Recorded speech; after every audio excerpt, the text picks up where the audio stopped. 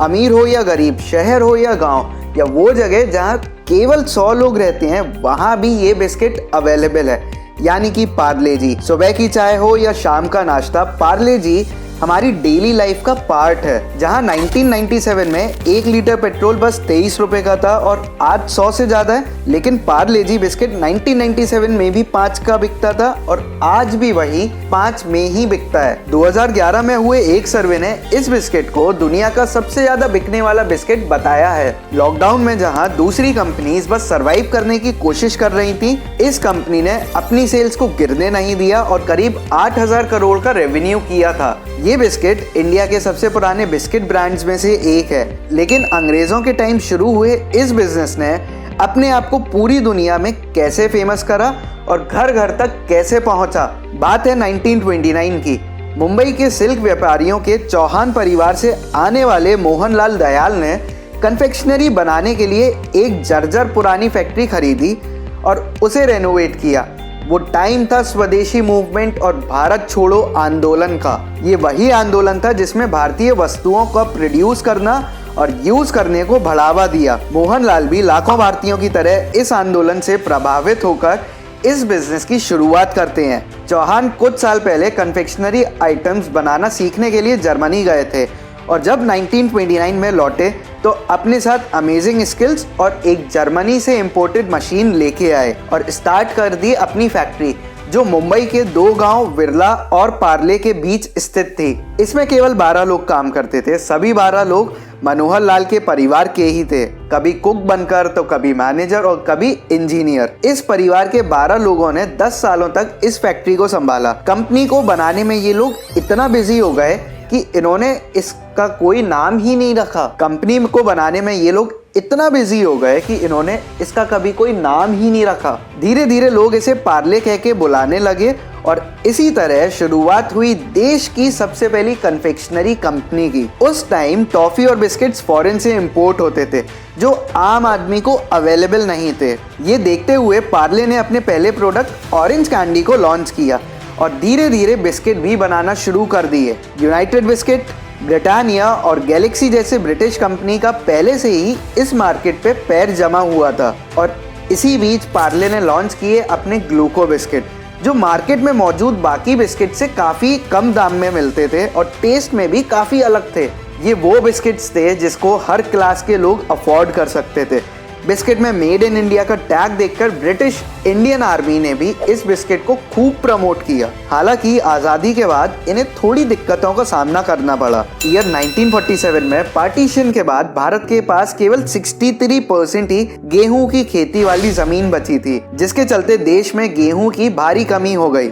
ऐसे में पार्ले को ग्लूको बिस्किट्स का प्रोडक्शन थोड़े टाइम के लिए रोकना पड़ा। कुछ टाइम के बाद इन्होंने अपने प्रोडक्ट्स में गेहूं की जगह जौ को यूज करना शुरू कर दिया। पार्ले कंपनी ने एक एड में मातृभूमि की आजादी के लिए लड़ने वाले भारतीयों को सलाम करते हुए अपने कंज्यूमर्स को एक मैसेज दिया कि गेहूं की कमी नॉर्मल होने तक वो जौ के बिस्किट्स ही बनाएंगे। लोगों में देशभक्ति इतनी कूट कूट कर भरी थी कि उन्होंने पार्ले के इस आइडिया को और भी ज्यादा पसंद किया और ग्लूको बिस्किट का क्रेज लोगों में ऐसे ही बना रहा। अगले कुछ सालों तक मार्केट में पार्ले का ही बोलबाला था, उनका कोई भी कॉम्पिटिटर नहीं था।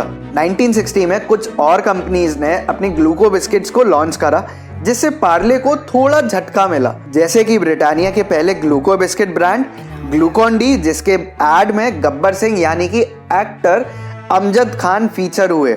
पार्ले ग्लूको और ग्लूकॉन डी के नाम से लोग कंफ्यूज होने लगे। लोग दुकानदारों से सीधे सीधे ग्लूकोज बिस्किट मांगने लगे। कंपटीशन और कंफ्यूजन को लड़ने के लिए कंपनी ने 2 बड़े स्टेप्स लिए।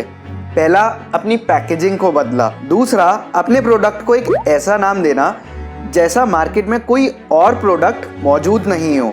नई पैकेजिंग में बिस्किट को रैप करने के लिए पीले रंग के वैक्स पेपर को यूज किया, जिस पर एक गोल मटोल छोटी सी लड़की दिखाई गई और साथ ही ब्रांड का नाम और कंपनी का रेड कलर्ड लोगो। लेकिन नई पैकेजिंग भी पार्ले को दूसरे ग्लूकोज ब्रांड से अलग नहीं दिखा पा रही थी और ईयर 1982 में पार्ले ग्लूको को पार्ले जी नाम दे दिया गया, जिसमें जी का मतलब होता था ग्लूकोज, जो आज तक चला आ रहा है। रही बात पैकेजिंग की, तो आज भी पार्ले अपने बिस्किट की पैकेजिंग में सबसे कम खर्च करता है।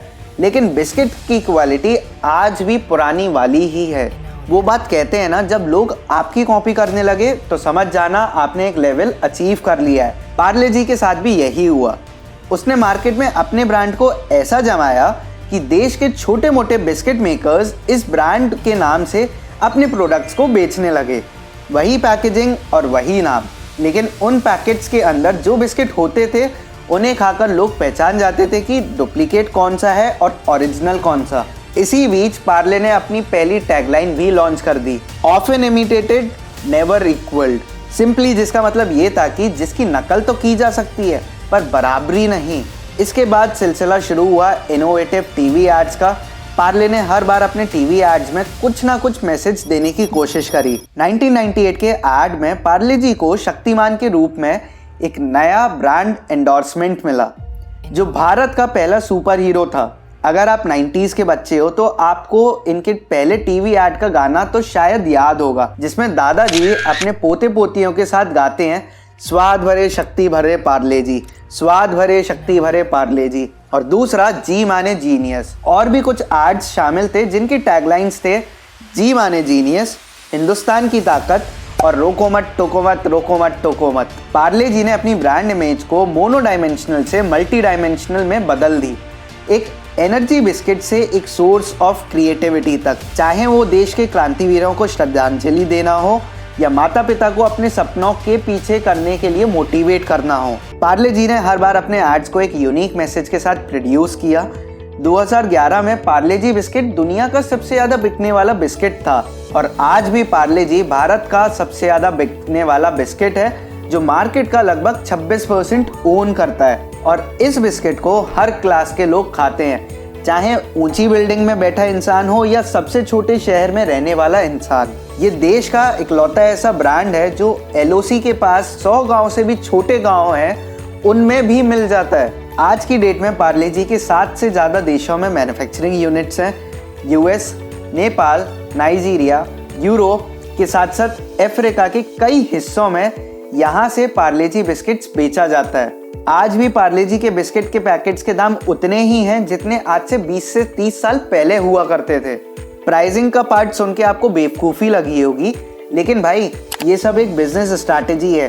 पार्ले कंपनी पार्ले जी बिस्किट को एक ड्राइवर प्रोडक्ट की तरह यूज करती है। किसी भी बिजनेस में ड्राइवर प्रोडक्ट्स को मार्केट में प्रॉफिट कमाने के नजरिए से नहीं, बल्कि अपनी कंपनी की ब्रांड अवेयरनेस बढ़ाने के लिए उतारा जाता है। जैसे ही इन प्रोडक्ट्स की डिमांड मार्केट में बढ़ती है, कंपनी अपने दूसरे प्रोडक्ट्स भी मार्केट में लॉन्च कर देती है। जब भी मार्केट जाओ तो एक नज़र ये ज़रूर डालना कि मार्केट में पार्ले के कितने प्रोडक्ट्स अवेलेबल हैं, और ये सारे प्रोडक्ट्स मार्केट में अपनी अपनी पकड़ बना चुके हैं। पार्ले की पूरी प्रोडक्ट लाइन का क्रेडिट जाता है पार्ले जी बिस्किट को, जिसने धीरे धीरे पूरे इंडिया में पार्ले के पार्ले जी बिस्किट्स का नाम बना दिया।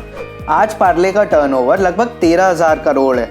जहां बाकी कंपनीज को लॉकडाउन के दौरान भारी नुकसान झेलना पड़ा था, वहीं इस कंपनी ने अपने पूरे 80 साल के इतिहास में सबसे ज्यादा सेल्स किया। कहा जाता है कि हर दिन पार्ले कंपनी पार्ले जी के लगभग 40 करोड़ बिस्किट्स बनाती है। आज पार्ले जी इतना फेमस है कि कुछ रेस्टोरेंट्स इसका इस्तेमाल करके डेजर्ट्स भी बनाते हैं, जैसे कि दिल्ली के फर्जी कैफे में पार्ले जी चीज केक और मुंबई के कैफे 145 में तो पार्ले जी शेक अवेलेबल है। पार्ले ने हमेशा अपनी स्ट्रैटेजी बिल्कुल क्लियर रखी, चाहे कुछ भी हो जाए कंज्यूमर्स का भरोसा बिल्कुल नहीं टूटने देंगे। अक्सर कंपनीज के साथ ऐसा होता है कि बढ़ती डिमांड के चक्कर में कुछ कंपनीज अपने प्रोडक्ट्स की क्वालिटी में काफी कमी ला देती हैं, लेकिन देखा जाए तो पार्ले ने कभी भी अपने प्रोडक्ट्स की क्वालिटी में कमी नहीं आने दी, चाहे उसकी डिमांड कितनी भी क्यों ना हो। आज भी पार्ले जी बिस्किट्स का टेस्ट वही है जैसा कि आज से 90 साल पहले हुआ करता था।